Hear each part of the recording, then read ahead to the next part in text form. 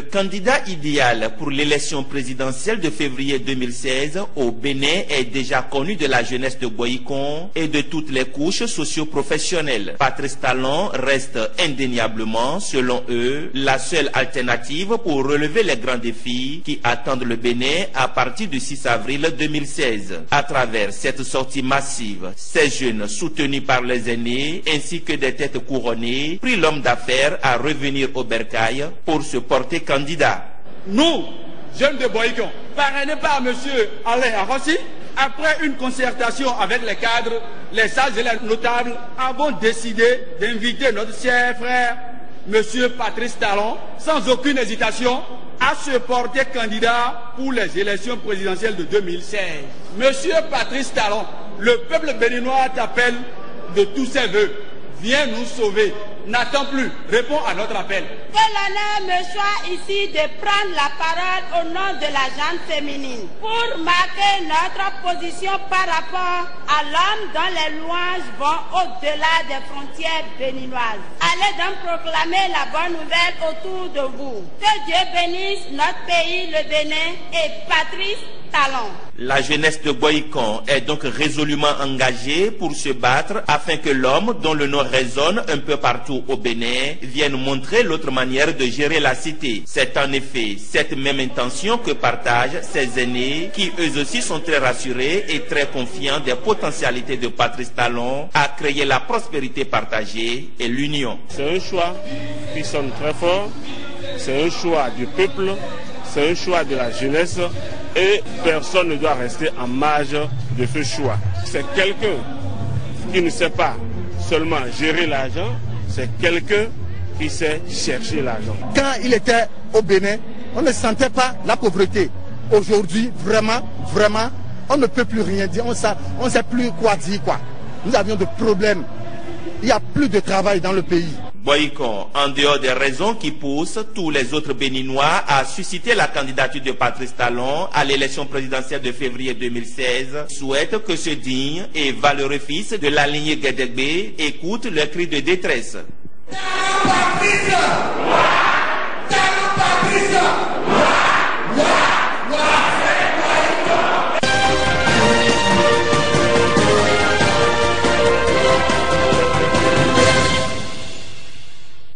L'élection présidentielle de février 2016 ne se fera sans l'opérateur économique Sébastien Adjavon. C'est le vœu exprimé par ses fans et admirateurs réunis au sein de la fraternité ASG. Pour les responsables de ce regroupement de jeunes, la candidature du président du conseil d'administration de la société Kadiaf Common est une candidature utile et indispensable. ASG, candidat sérieux et cheval gagnant. Profondément croyant, il a la crainte de Dieu et reste tolérant envers toutes les confessions religieuses. Nous appelons l'homme à se porter donc candidat à la magistrature suprême pour sortir notre pays de l'ornière du sous-développement, de la misère, et nous croyons gagner parce qu'il est le gagnant et il gagnera. Premier contributeur fiscal national et créateur d'emplois, Sébastien Adjavon, à travers sa fondation, s'investit depuis quelques années dans les œuvres socio-éducatives avec la construction de salles de classe et centres de santé. Des actions qui font de lui un homme de développement. Il a un seul souci, le développement économique de son pays. Souvenez-vous, au moment où il connaissait donc des difficultés, il disait ceci: nous n'avons qu'un seul pays et nous resterons, nous n'allons pas partir, nous allons rester pour construire ce pays, cette nation qui nous appartient à tous. Il pouvait fuir et partir aussi, mais il n'a pas fait. Il ne vous a pas abandonné. Est-ce que vous allez l'abandonner maintenant? Non. Allez-vous l'abandonner? Non. Alors nous allons travailler activement en rang serré afin de hisser à la tête de notre cher pays un homme de qualité, un homme qui a une vision de développement. Le Bénin actuellement a besoin d'un homme qui est en contact avec le peuple. Un homme qui a fait ses preuves sans être au pouvoir. Un homme qui n'a pas bénéficié des marchés publics, mais qui est resté tout le temps, à travailler pour amoindrir la souffrance de nos peuples. La fraternité ASG invite le peuple béninois à faire confiance au président de la fraternité.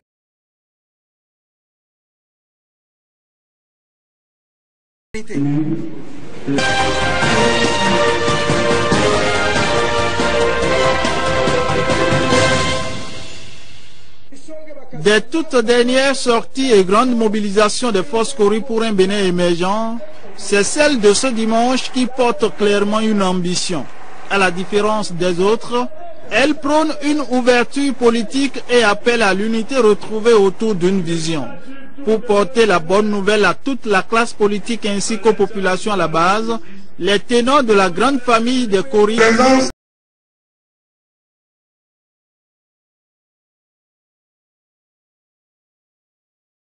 divin. On ne s'autoproclame pas roi ou chef. On est chef. Nous demandons donc au nom de l'ouverture à tous nos frères qui sont déjà en train de rêver autrement de revenir ici parce que la réalité c'est encore là. Là-bas c'est le rêve et tous les rêves ne se concrétisent pas.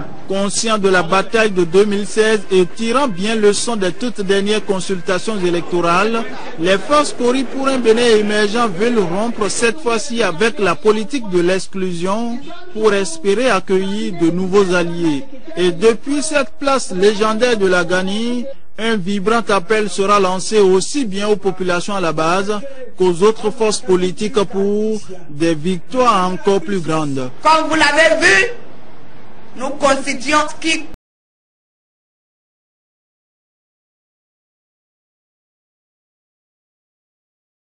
continue d'être fort. Nous avons besoin de faire bloc. Le bloc, c'est dans l'intérêt de nos populations. Parce que l'émiettement des voix ne nous avantagera en rien. À tous ceux-là qui viendront pour dire qu'ils cherchent encore le chemin du pouvoir, dites-leur que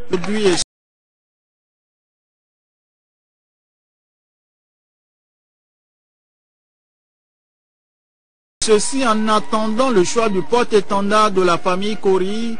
Les populations de Niki, Kalale, Sinandé, Perere et celles des autres communes du Borgou à Libori seront invitées à rester en ordre de bataille sous la supervision et la bénédiction de Sa Majesté Sabi Naina III, roi de Niki.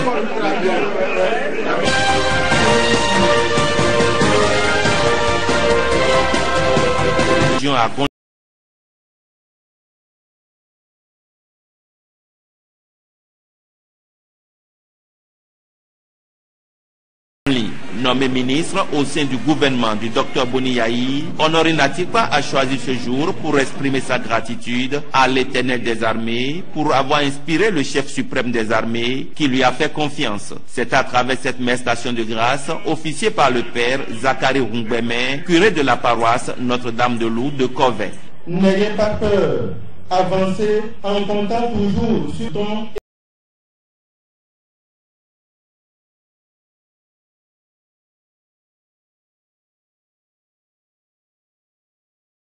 même la tonalité. Les populations de Covey et de ses environs, massivement sorties, ont aussi exprimé leur engagement aux côtés du président de la République pour le choix porté sur leur sœur, une femme battante de la zone Agonli. Les fidèles musulmans, les chrétiens évangéliques ainsi que les adeptes des religions endogènes ont aussi beaucoup prié pour le chef de l'État et à tous les membres de son gouvernement.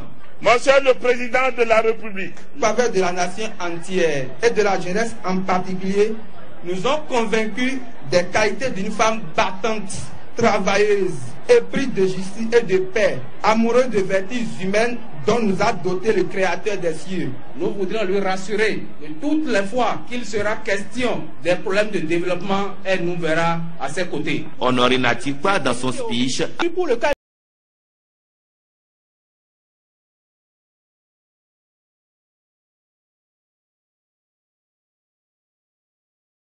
Nous sommes là, c'est de remercier le président Boni Yayi parce que Dieu passe par les hommes pour faire. Il est passé par son fils, notre leader Boni Yayi, pour me mettre au poste ministériel. Troisièmement, nous sommes arrivés ici pour dire respectueusement à son excellence le président Boni Yayi que la région Agoli attend son mot d'ordre pour le tournoi décisif de 2016.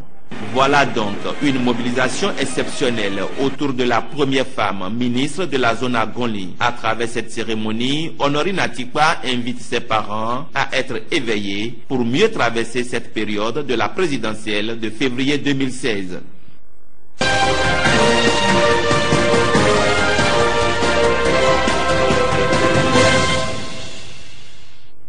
À la paroisse Saint-Joseph de l'église catholique à Bantais ce dimanche, les fidèles ont chanté, loué et prié le Seigneur comme ils en ont l'habitude.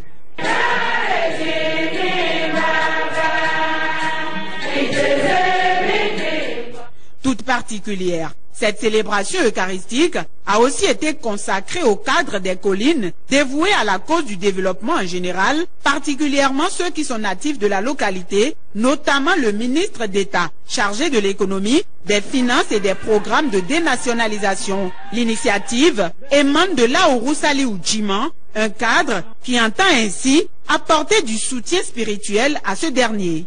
Quand vous avez quelqu'un d'important et que vous savez qu'il a besoin de ça, vous devez le faire pour lui.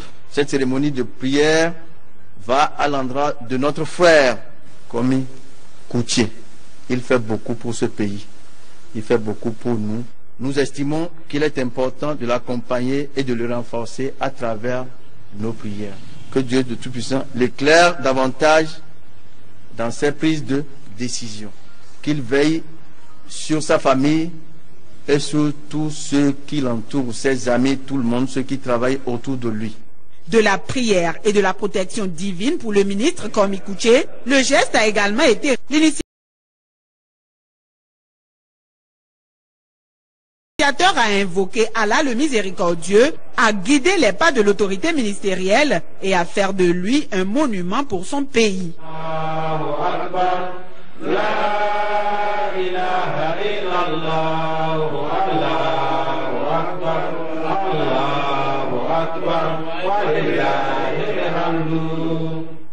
Que cet amour se renforce en nous, que cet amour porte le fruit de nos espérances et que cet amour atteigne la destination. Et nous souhaitons que l'événement de ce jour soit continuel. Pour cette descente au pays des pactes de terre, son village natal, Saliou Djiman n'est pas allé les mains vides. Il a apporté des sacs de riz, des boissons et bien d'autres, de quoi accompagner ses parents dans l'organisation de la fête de la Tabaski.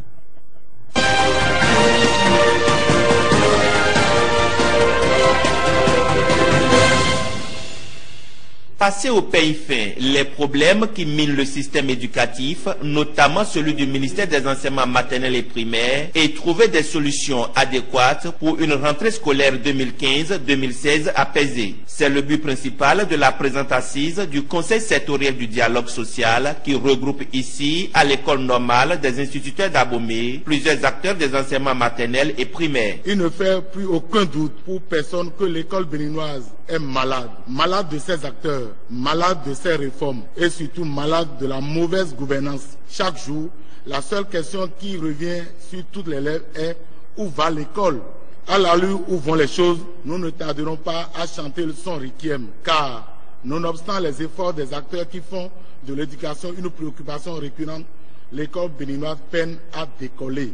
Ainsi, pour une rentrée scolaire apaisée, les partenaires sociaux invitent le ministre des enseignements maternels et primaires et tout le gouvernement à satisfaire les revendications des enseignants. Madame le ministre, le bureau du CRDS auquel nous appartenons se refuse d'être une caisse de résonance. Les secrétaires généraux que nous sommes ne sauraient pactiser avec le diable pour sacrifier les intérêts de nos collègues.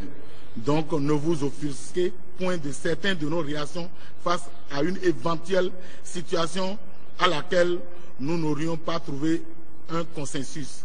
Eleona Yayi, pour sa part, ne perdra pas de vue la nécessité d'un climat apaisé et de bonnes conditions de travail pour atteindre les objectifs du système éducatif.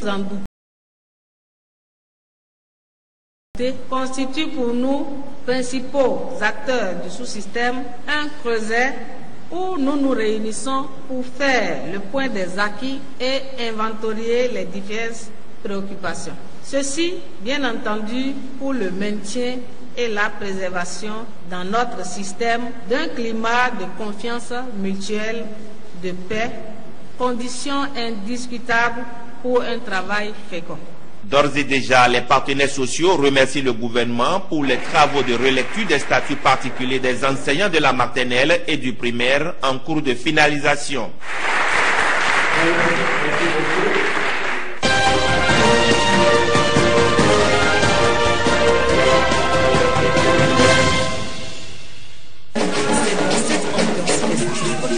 Ce lundi matin au Palais des Congrès de Cotonou, la 5e édition de la Semaine de l'Internet au Bénin. Une édition que le ministère de la Communication et des Technologies de l'Information et de la Communication se veut spécial. Connecter le Bénin, un rêve à concrétiser, est l'axe retenu pour permettre aux différents acteurs d'avoir un creuset de discussion ou une synergie d'action.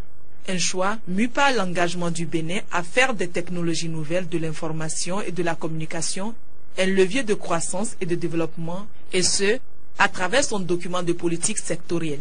Au nom de ces initiatives, on peut retenir l'adoption de la loi portant Code des communications électroniques et de la poste, le déploiement des réseaux mobiles à haut débit, 3G et 4G, la mise en service du câble sous-marin ACE à côté du câble SAT3 et le déploiement prochain du réseau de transport à très haut débit et de l'introduction de la fibre optique pour la desserte des clients à domicile, communément appelés FTTX.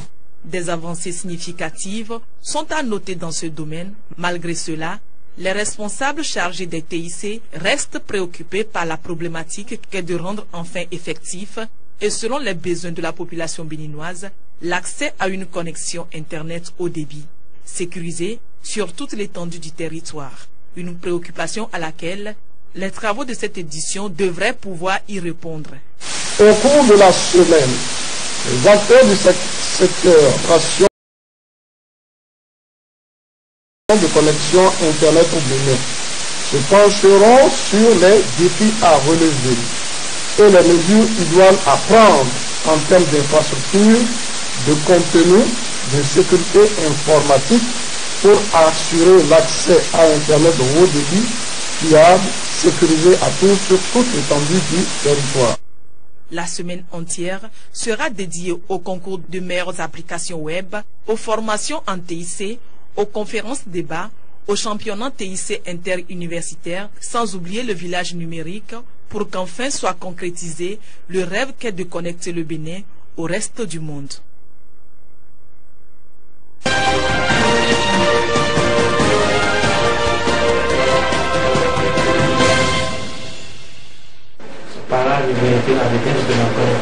Conçu depuis les années 70 par les Américains, l'Internet est défini comme étant un réseau télématique international résultant de l'interconnexion d'ordinateurs du monde utilisant un protocole commun d'échange de données.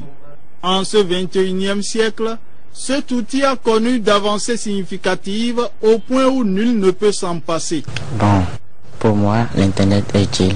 Au Bénin, la distribution de la connexion Internet se fait par Bénin Télécom, une connexion dont bénéficie également la Poste, qui s'en sert abondamment pour diverses prestations. Aujourd'hui, nous sommes à l'ère du numérique et la Poste n'est pas en marge de cette réalité-là. La quasi-totalité des activités de la Poste aujourd'hui sont greffées à l'Internet. C'est vous dire que le jour où il n'y a pas connexion Internet, tout est paralysé à la Poste dans nos agences. De nos jours, l'importance de cet outil n'est plus à démontrer. Les couches sociales l'exploitent à des fins utiles, notamment dans le commerce, l'administration et même dans la formation. C'est un outil dont on se sert à tout moment pour pouvoir s'informer, se former, recueillir des informations et utiliser ces informations pour actualiser la pratique et tout ce que nous faisons à l'université. Moi, je suis en train de préparer mon mémoire de licence et je viens ici pour des recherches en ce qui concerne mon thème. Et je dois lire beaucoup d'ouvrages, je dois télécharger des ouvrages sur mon thème, donc. Applications des smartphones que sont Facebook, WhatsApp, Twitter, Viber et autres, les internautes parviennent à transformer le monde en un village planétaire. Mais le hic ici à Parakou est que la connexion est difficile d'accès aux grandes dames des élèves, étudiants, fonctionnaires, opérateurs économiques et même des particuliers. Bon, la qualité d'internet à Parakou, vraiment c'est nul. Parce que ça ne marche pas bien. Tantôt il y a la connexion, tantôt il n'y a pas la connexion. Vraiment, même s'il y a la connexion, ça faute, ce n'est pas en tant que tel. Vraiment c'est nul. Parfois, tu télécharges un document et le canal à la connexion part, des trucs comme ça. Si pour trouver une bonne connexion, il faut venir à 2 heures, 3 heures. De l'avis des spécialistes de la télécommunication, cette situation qui n'est pas inhérente à la 3e villa statut particulier du Bénin est liée spécifiquement au dispositif mis en place pour assurer une couverture intégrale du territoire national. Le premier problème au Bénin, c'est que c'est une seule fibre qui quitte Cotonou pour le nord. Et ça fait que dès que sur le parcours il y a un problème, c'est que c'est toute la partie du nord qui est coupée. Le second problème, c'est aussi le problème de dimensionnement. Aujourd'hui et mieux qu'hier, l'Internet est plus qu'une nécessité et plus personne ne veut rester en marge du numérique, donc de l'évolution du monde, d'où cette interpellation des internautes. Donc je lance un appel aux autorités de faire quelque chose pour nous. À l'endroit des dirigeants, j'aurais souhaité que ce réseau-là soit densifié pour qu'on puisse endiguer tant soit peu ces difficultés. Tout comme Cotonou et Porto-Novo, la cité de Kobourou mérite mieux en matière de connexion Internet et nos autorités se doivent de revoir le dispositif mis en place à cet effet en attendant bien sûr l'accès au réseau satellitaire.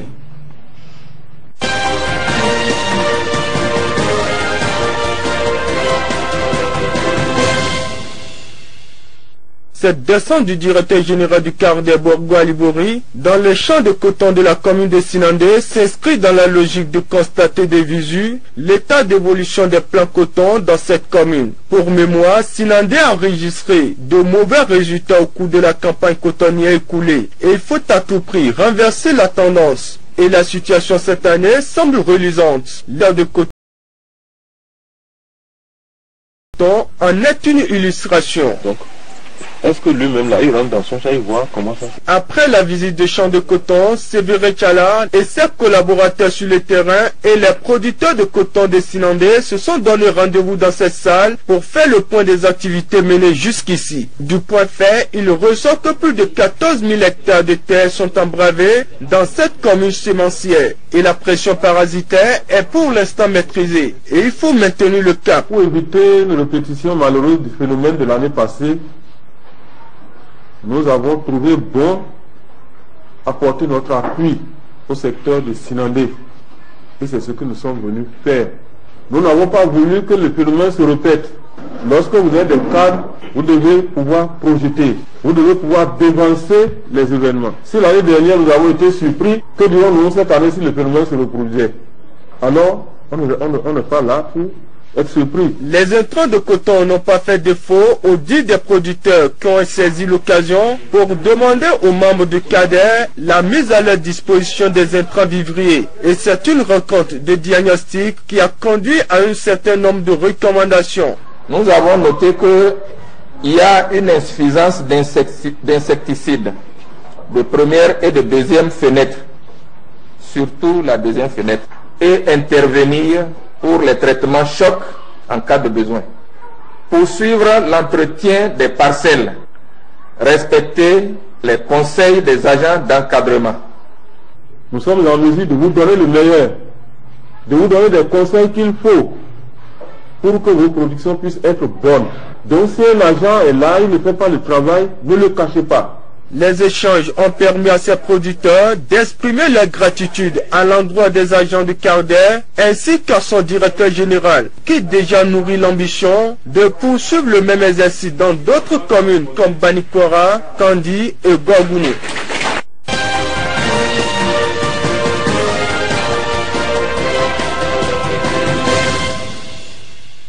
Mais est-ce que ça nous arrange? La sortie médiatique de ce samedi de l'Union communale des coopératives villageoises des producteurs du coton de Matéri vise à rétablir une vérité. Le jeudi 17 septembre dernier, en effet, certaines personnes se réclamant responsables montaient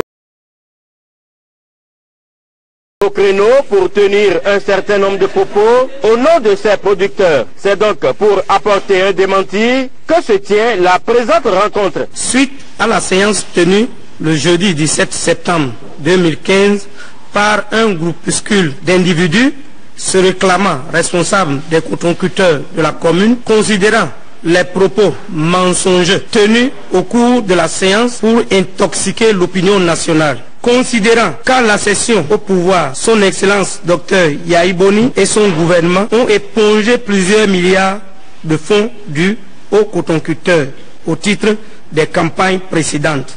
Considérant qu'avant l'avènement de son Excellence Dr Boni Yayi au pouvoir, la commune n'avait aucun tracteur, alors qu'avec son arrivée au pouvoir, la commune compte 16 tracteurs, tous acquis à travers le mécanisme qu'il a mis en place. Nous, cotonculteurs des 70 coopératives de coton et 25 coopératives de riz de la commune de Matéri, représentés dans cette salle, déclarons que le groupuscule qui s'est réuni le jeudi dernier ne représente pas les producteurs de la commune de Matéri. Venus donc de tous les villages de la commune de Matéri avec des témoignages, ces hommes et femmes qui disent représenter les vrais cotonculteurs de leur commune ont profité de cette rencontre pour réitérer leur soutien au chef de l'État pour ses efforts dans le secteur cotonnier au Bénin en général et dans la commune de Matéri en particulier.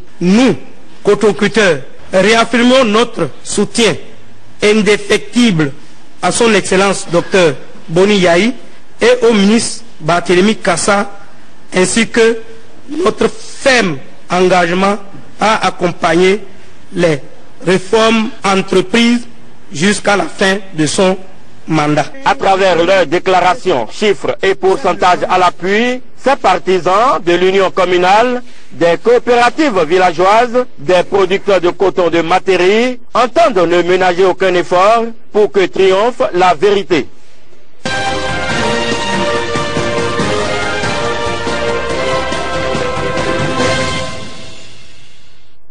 La commune de Boïcon, sacrée lauréate du concours pour les premières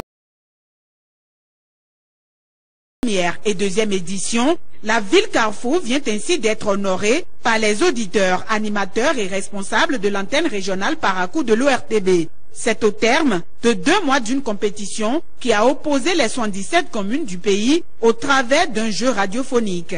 Pour cette 3e édition du concours, les critères de sélection ont été revus pour que les gagnants soient véritablement qualifiés en la matière. On compétit seulement par des coups de fil. Désormais, les auditeurs appellent, mais les appels comptent seulement pour 30%. Nous avons travaillé avec des structures qui travaillent dans le sens de la décentralisation du développement. Ces structures nous accompagnent pour 30% également. Et puis, nous sommes allés voir si effectivement ce qui est dit est une réalité. Et donc, le développement de la localité compte pour 40%. Et nous nous sommes rendus compte effectivement que Luc Atropo-Le-Maire se bat. Cette cérémonie qui consacre la remise du trophée, de l'attestation de fidélité à la régionale de l'ORTB, ainsi que de la clé de la bonne gouvernance au maire de la ville lauréate, a une fois encore été l'occasion pour les uns et les autres de le féliciter pour son dynamisme et son pragmatisme.